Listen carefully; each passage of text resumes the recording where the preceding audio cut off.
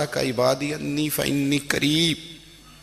महबूब, जब मेरे बंदे आपकी बारगाह में आके मेरे बारे में पूछे ना तो उनसे कह देना मैं उनके करीब ही हूं, करीब ही हूं। दलील क्या है? ये जब भी मुझसे दुआ मांगेंगे मैं इनकी दुआओं को कबूल फरमाऊंगा। मैं इनके करीब हूं, मैं इनके करीब हूं। ये जब भी दुआ मांगेंगे ना मैं कबूल करूंगा, मैं इनके करीब हूं। अल्लाह तबारक व तआला के बंदे अल्लाह से मोहब्बत करते, रब की बारगाह में झुकते, उसको अपने दुख सुनाते, उसके प्यारे महबूब सल्लल्लाहु तआला अलैहि वसल्लम का वसीला लेके उसके हुजूर हाजिर हो जाते, पेशानियां सजदों से रोशन होती। हम ना हर चीज के लिए वक्त निकालते हैं, हर चीज के लिए, लेकिन इबादत के लिए वक्त नहीं निकालते। हर शय आबाद है, हर शय। हमारी फेसबुक भी आबाद है, व्हाट्सएप भी आबाद है, हमारे ट्विटर भी आबाद हैं, हमारी हर चीज आबाद है। सबसे कम आबाद हमारा मुसल्ला रह गया है, सबसे कम। वो लोग अब ढूंढने से मिलते हैं जिनकी बगल में मुसल्ला होता था। मेरे भाई, आप कितना को दुनिया के पीछे भागोगे थका देगी, कितना दौलत के पीछे भागोगे थका देगी। आप जब अपनी जिंदगी में जमा तफरीक करोगे ना तो मरते वक्त एहसास होगा कि सारा कुछ तो लोगों के लिए किया, अपने लिए तो कर ही कुछ नहीं सके। और हम इबादत के मामले में बहानेबाजी भी करते हैं। हम कहते हैं ओहो रिस्क कमाना भी तो इबादत ही है ना, तो मैं हलाल रोजी के लिए जा रहा हूँ, ये भी तो इबादत है ना। मेरी तरह के लोग कह देते हैं कि मैं सवेरे उठ के मदरसे में कुछ असबाक देखता हूँ तो ये भी तो इबादत है। मैं बयान करने के लिए मुताला करता हूँ तो ये भी तो इबादत है ना। इतने इतने लंबे सफ़र करके मुल्क में दुनिया में घूमता हूँ तो ये भी तो मैं इबादत ही कर रहा हूँ। अब स्पेशल नफलों के लिए वक्त किस तरह निकले, स्पेशल करके तस्बीह में कैसे चलाऊं, मैं सारा कुछ हम बहाने बना लेते हैं ना। मेरा सवाल ये है कि ये सारी बातें सहाबा को, नबी करीम को, दीगर लोगों को भी तो पता थी ना। लेकिन आप गौर तो करें, 23 साल हुजूर को वक्त मिला, मुख्तसर वक्त ज़ाहिरन तबलीग करने के लिए। पूरी दुनिया में दीन भी फैलाना है। घर में 11 अज़वाज है, 4 बेटियां हैं, उनकी औलादें, सारे काम काज भी देखने। लेकिन सैयदा तैयबा ताहिरा हजरत आयशा सिद्दीका रदी अल्लाह ताला अन्हा फरमाती हैं सारा दिन तबलीग करते, हर गुलाम के दुख सुनते, घर में आते तो अपने घर वालों का ख्याल करते, काम में हमारा हाथ बटाते। कुर्बान जाऊं, कहती हैं जमाना सारा सो जाता लेकिन आमना के लाल मुसल्ला बिछा लेते। दुनिया सो गई, सारी सब सो गए। जो खुदाम थे, वो जो गुलाम थे, वो सो गए। सही मुस्लिम में लफ्ज मिलेंगे, सैयदा पाक फरमाती हैं ओ मेरे नबी के गुलामों, मैंने ये रंग भी देखा है कि हुजूर ने इतना खड़े रहे, इतना क़याम किया, इतना क़याम किया कि मुकद्दस पैरों में वरम आ गए, सूज गए पैर। इतने बड़े दिल पे हाथ रख के नहीं बता सकता कि मेरे कभी नमाज में पैर सूज गए, कोई नहीं बता सकता। बच्चों की रोटी कमाते थक गए, बात अलग है। हम सैर करने गए तो थक गए, बात अलग है। लेकिन इबादत में ये भी तो मुस्लिम शरीफ है ना, ये भी तो दीन है ना, ये भी तो हुजूर की सुन्नत है, ये भी तो वो चीज है जो करीम की आंखों की ठंडक है। सैयदा फरमाती हैं पैरों में वरम आ गए और सारी रात ही हुजूर ने नमाज पढ़ी और एक ही आयत बार बार दोहराई। मस्जिद नबी में बिलाल हबशी ने फजर की अजान दे दी और हुजूर अभी मुसल्ले पे थे। करीम फारिग हुए, मैंने अर्ज की या रसूल अल्लाह सल्लल्लाहु अलैहि वसल्लम, आपके तो सदके अल्लाह अगले पिछलों के गुनाह माफ करेगा, तो आप इतनी आहोजारी क्यों फरमाते हैं? आप तो शफी हैं, आप तो अंबिया के इमाम हैं। तो हुजूर ने फरमाया आयशा, तुमने गिनवाया है ना मेरे अल्लाह की मुझ पर कितनी रहमत है। अफला अकूना अब्दन शुकूरा, फरमाया अगर उसने इतनी नेमतें दी हैं तो क्या मैं उसका शुक्रगुजार बंदा ना बनूं? मैं शुक्रगुजार बंदा ना बनूं उसका? फिर अगर इतनी नेमतें उसने दी हैं, मुझे इतना नवाजा है, तो फिर मैं उसके सामने सजदे ना करूं? ओ मेरे भाई, बड़े काबिल फख्र लोग हैं हम कि हम नबी पाक के गुलाम हैं। हम काबिल फख्र हैं कि नबी करीम के गुलाम हैं। کیا کبھی اس غلامی کے شکرانے میں بھی 2 نفل پڑھے کہ یا اللہ تیرا شکر ہے تو نے ہمیں حضور کا غلام بنایا ہے؟ یاد رکھیں کہ اپنی روحانی زندگی کو آباد کریں، استغفار پڑھیں، تسبیحات کریں۔ حضرت عبداللہ ابن عمر رضی اللہ تعالیٰ عنہ حضرت عمر کے صاحبزادے، مکہ مکرمہ میں ان کی قبر ہے۔ میں نے جب انہیں پڑھا تو مجھے ان سے بڑا پیار ہو گیا، لیکن آپ کو پتہ ہے وہاں جا کے کسی شخص کا مزار تلاش کرنا یا پوچھنا ایک مشکل کام ہوتا ہے۔ تو ایک دفعہ میں مکہ شریف میں حاضر تھا تو ایک گاڑی والا ڈرائیور مجھے کہنے لگا کہ مولانا میں آپ کو جانتا ہوں، مجھے آپ سے محبت ہے، ایک بات بتاؤں آپ کو؟ میں نے کہا بتاؤ۔ کہنے لگے حضرت عبداللہ ابن عمر کی قبر دیکھنی ہے۔ میں نے کہا یہ تو نہیں کہہ رہا، یہ کسی نے بندوبست کرایا ہے، یہ اللہ نے تیرے دل میں بات ڈالی ہے، یہ ہو گیا تو لے چل مجھے۔ حضرت عبداللہ ابن عمر کو نبی پاک نے فرمایا تھا راجل صالح، یہ نیک بندہ ہے، یہ متقی آدمی۔ حضرت عبداللہ ابن عمر رضی اللہ تعالیٰ عنہ سیدنا فاروق اعظم رضی اللہ تعالیٰ عنہ کے صاحبزادے ہیں، اور ان کی ہمشیرہ سیدہ حفصہ رضی اللہ تعالیٰ عنہ حضور کی زوجہ محترمہ ہے۔ ایک دن اپنی ہمشیرہ سے کہنے لگے کہ نبی کریم صلی اللہ تعالیٰ علیہ وسلم گھر میں آئے نا، اور اگر حضور غم امت میں پریشان نہ ہوں، طبیعت کو حشاش بشاش دیکھو تو ذرا پوچھنا تو صحیح حضور کا میرے بارے میں کیا خیال ہے، پوچھنا تو صحیح کہ کریم کی بارگاہ میں میرا کیا مقام ہے، میرے بارے میں حضور کیا فرماتے ہیں۔ اب بہن کو کام بتائے اور بتائے بھی بھائی، اور پھر بہن وہ کام نہ کرے، یہ تاریخ میں ہوتا نہیں۔ حضرت عمر فاروق رضی اللہ تعالیٰ عنہ کی صاحبزادی ام المومنین رضی اللہ تعالیٰ عنہ فرماتی ہیں کہ میں تو بس منتظر تھی، انہوں نے تو کہا تھا نا کہ اگر تم حشاش بشاش دیکھو تو بات کرنا، لیکن حضور تشریف لائے، میری باری تھی، میرے گھر تشریف لائے، کھانا پیش کیا تو فوراً میں نے عرض کی حضور ایک بات پوچھنی تھی۔ تو حضور نے فرمایا پوچھئے۔ میں نے عرض کی حضور میرے بھائی عبداللہ ابن عمر کے بارے میں آپ کا کیا خیال ہے؟ نوجوانوں میری بات پہ غور کرنا، میرے بھائی کے بارے میں آپ کا کیا خیال ہے؟ تو نبی کریم صلی اللہ تعالیٰ علیہ وآلہ وسلم نے میری طرف دیکھا اور پھر حضور زیر لب تھوڑا مسکرائے، اور بریلی کے امام کہتے ہیں کہ حضور مسکرا دیتے تھے نا تو جو بڑا دکھی ہوتا تھا وہ بھی ہنس پڑتا تھا۔ اب سوال پیدا ہوتا تھا کہ پھر تو اس مسکراہٹ کے لیے انتظار کرنا پڑتا ہوگا کئی مہینے کہ حضور مسکرائیں تو رونے والے ہنسیں، تو اعلیٰ حضرت فرماتے نہیں، انتظار نہیں کرنا پڑتا، یہ مسکراتے رہنا تو حضور کی عادت ہے۔ جس کی تسکین سے روتے ہوئے ہنس پڑے اس تبسم کی عادت پہ لاکھوں سلام، یعنی یہ تو عادت ہے حضور کی مسکراتے رہنا، اس کے لیے انتظار نہیں کرنا پڑتا۔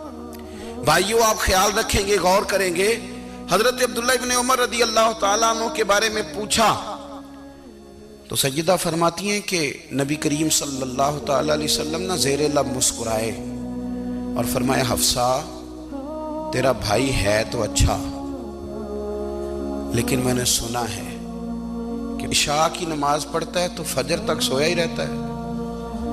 او نوجوانوں، 10 بجے تک سونے کی بات نہیں ہوئی، 9 بجے تک سونے کی بات نہیں ہوئی، 11 بجے اٹھنے کی بات نہیں۔ حضور فرمانے لگے میں نے سنا ہے کہ عشاء کی نماز پڑھ کے سو جاتا ہے اور فجر تک سویا ہی رہتا ہے، اسے چاہیے کہ تہجد کے وقت اٹھا کرے، اللہ کی بارگاہ میں حاضر ہوا کرے، آہوزاری کرے، سجدے کرے، عبادت کرے، اٹھتا ہے اور فجر میں جا کے اٹھتا ہے۔ حضرت جناب حفصہ رضی اللہ تعالیٰ عنہ کہتی ہے میں نے جناب عبداللہ ابن عمر کو پیغام دیا اور میں نے کہا میرے جوان بھائی سن، نبی پاک نے فرمایا ہے تو اچھا پر تہجد میں نہیں اٹھتا، نفل نہیں پڑھتا۔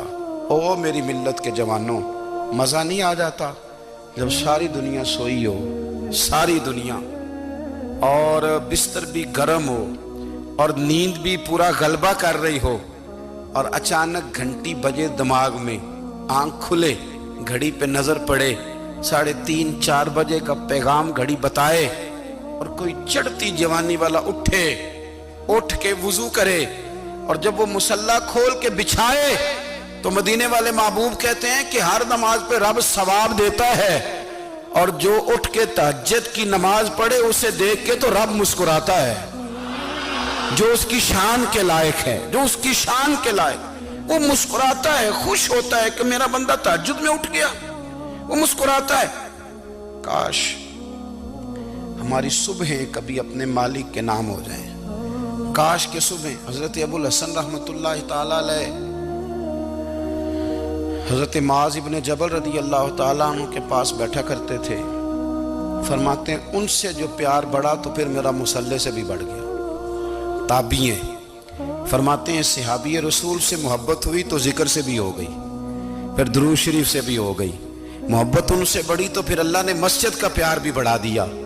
آپ فرماتے ہیں کہ میری ہر وقت طبیعت یہ چاہتی تھی کہ بس اللہ اللہ کروں، بس اللہ اللہ کروں، بس نہ میں ذرا تھوڑی جان چھڑاؤں لوگوں سے، کو 10 منٹ ملے تو میں کو 4 نفل پڑھ لوں، میں تھوڑا سا نہ بچوں لوگوں سے، اور مجھے تسبیح ملے تو میں نہ کو 400-500 دفعہ استغفار پڑھوں، سبحان اللہ، الحمدللہ، اللہ اکبر، لا حول ولا قوت الا باللہ، میں نہ تسبیحات پڑھوں۔ فرماتے ہیں کہ بچے تھے گھر میں 6-7، غربت تھی، کام ملتا کوئی نہیں تھا، اور میں کام چور نہیں تھا، کام ڈھونڈتا تھا، پر اللہ کی قدرت کے کام نہیں ملتا تھا۔ فرماتے ہیں کہ میں نے ایک دن اپنی اہلیہ سے کہا کہ آج میں پھر جاتا ہوں کام ڈھونڈنے، تو میری بیوی بڑی فرما بردار تھی، پر اس دن نہ غربت کے ہاتھوں تنگ آ کے کہنے لگی آج نانا کوئی تو چیز لے کے آیا، تو مجھ سے بچوں کی بھوک نہیں دیکھی جاتی، یہ سب روگاں دا روگ محمد جس دا نام غریبی، کنڈ بلا کے لنگ جاندے نہیں دوست یار قریبی، آج نہ کچھ لے کے آیا تو میں بچے لے کے چلی جاؤں گی۔ شیخ فرماتے ہیں کہ میں بڑا پریشان گھر سے نکلا، پر میں نے صبح سے لے کے زور تک کام ڈھونڈا، کام ملا کوئی نہیں، تو میرے دل میں خیال آیا چلو کام نہیں ملتا تو اللہ اللہ تو کرے نا، چلو بندوں کی مزدوری نہیں ملتی تو رب کریم کی عبادت ہی کرتے ہیں۔ فرماتے ہیں کہ میں نے نا فرات کے پانی سے وضو کیا، نہر کے، شدید دھوپ تھی، ساتھ ریت تھی اور ریت تپ رہی تھی، میں نے اپنا رومال وہیں مصلی کے طور پر بچھا لیا، اور فرماتے ہیں کہ زور سے لے کر عصر تک نماز پڑھی، دھوپ بھی پورے زور پہ، پر میرے سجدے کا ذوق بھی پورے زور پہ۔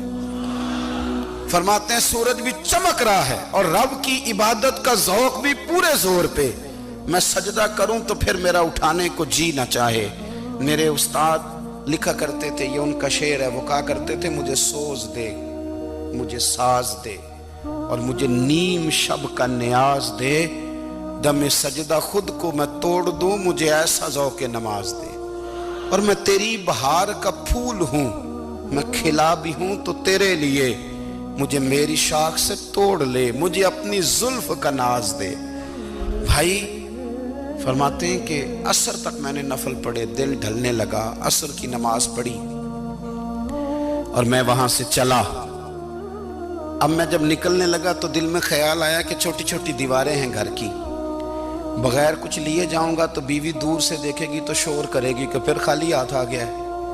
کہتے میں نے اپنے اسی رومال میں جس پہ میں نے نماز پڑھی تھی نا، رومال میں کی آخی دے پنجابی جسافہ، کہتے ہیں اسی میں نا میں نے کچھ ریت بھر لی کہ وہ دور سے دیکھے گی تو سمجھے گی کچھ لے کے آیا ہے، چلو جا کے اسے بتا دوں گا کہ آج پھر مزدوری نہیں ملی۔ کہتے ہیں وہ ریت لے کر جب میں گھر میں گیا تو پہلے بیوی دروازے پہ کھڑی ہوتی تھی، پوچھتی تھی خالی ہاتھ آ گئے ہو؟ آج میں نے دیکھا تو ہے ہی کوئی نہیں۔ فرماتے ہیں میں اندر داخل ہوا، سلام لیے، کونے میں میں نے وہ رومال رکھ دیا اور میں نے آواز دی کہ بھلی مانس کہاں ہو؟ تو وہ کہنے لگی آپ منہ ہاتھ دھو لیں، میں روٹی لے کے آئی۔ میں نے کہا روٹی کہاں سے آ گئی؟ یہاں تو کئی دنوں کے فاقے، تو کئی دنوں کی غربت ہے، یہاں تو اس گھر میں تو فقیری ہے۔ فرماتے ہیں کہ وہ روٹی لے کے آئی اور اس وقت کی جو موجودہ نعمتیں تھیں، سمجھ لیں سلاد، اچار، ہر چیز ساتھ لائی۔ میں نے کہا کہ بچے کہاں گئے؟ کہنے لگی وہ کھانا کھا کے کھیلنے گئے، آپ کھانا کھا لیں آ جاتے۔ کھانا اس نے چن دیا۔ میں نے حیرت انگیز لہجے میں ساری نعمتیں اپنے دسترخوان پہ دیکھ کر کے بیوی سے پوچھا یہ کہاں سے آیا کھانا؟ بچوں کو تو نے کہاں سے کھانا کھلایا؟ یہ سارا کچھ کیسا ہے؟ کہنے لگی پتہ نہیں آج آپ کس کریم کی مزدوری کرنے چلے گئے تھے، پتہ نہیں کس کریم کی، میرے گھر میں تو اتنی نعمتیں آئی ہیں کہ مجھ سے سنبھالی نہیں جا رہی، اتنا اناج ہے، اتنا گندم ہے، کس کریم کے دروازے آج چلے گئے تھے۔ یہ کہتے کہتے وہ اٹھی اور اٹھ کر کے کہنے لگی پہلے ہی بڑا کچھ آیا تھا، اب کیا لے آئے ہو؟ اور جا کر کے نا اس نے وہ ریت والا رومال کھولا، کہنے لگے میں تو لے کے آیا تھا ریت، تو میرے رب نے اسے بھی سونے اور ہیرے بنا دیا تھا۔